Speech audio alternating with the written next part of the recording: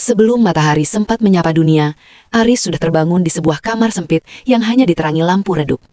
Udara pagi di Jakarta terasa dingin menusuk tulang, namun ia harus segera beranjak. Dengan gerakan pelan agar tidak mengganggu tidurnya rasa lelah, ia menyeruput kopi hitam yang sudah dingin, bahan bakar utamanya untuk memulai hari yang panjang. Aris menembus kegelapan menuju halte bus yang penuh sesak. Di dalam kendaraan yang berhimpitan itu, ia merogoh dompetnya yang sudah tipis. Ia menatap sebuah foto kecil yang sudah agak luntur.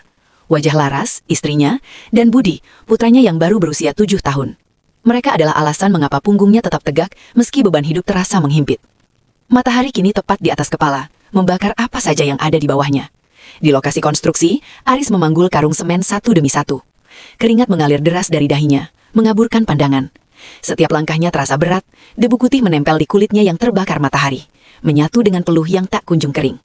"Cepat sedikit, kamu dibayar bukan untuk bermalas-malasan," teriak Yanto, mandor proyek yang selalu tampak rapi. Aris hanya bisa menundukkan kepala saat Yanto menghardiknya di depan pekerja lain. Hinaan itu terasa lebih menyakitkan daripada beban semen di bahunya, namun Aris menelan semua amarahnya. Ia tahu, satu bantahan bisa berarti kehilangan pekerjaan. Waktu istirahat tiba, namun tidak ada kemewahan. Aris duduk di atas tumpukan bata, membuka nasi bungkus berisi tempe dan sambal yang ia beli tadi pagi. Ia makan sendirian, jauh dari hiruk-pikuk pekerja lain yang bersenda gurau. Pikirannya melayang jauh ke desa, membayangkan Budi yang mungkin sedang belajar di bawah pohon mangga. Di sebuah desa yang jauh, Laras duduk di teras rumah bambu mereka.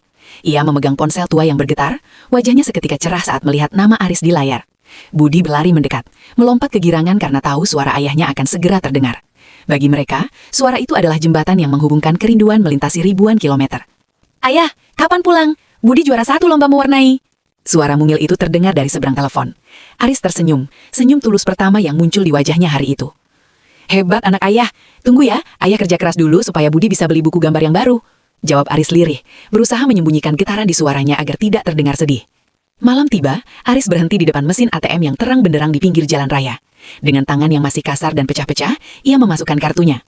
Ia mentransfer hampir seluruh upahnya minggu ini, hanya menyisakan sedikit untuk makan nasi dan garam.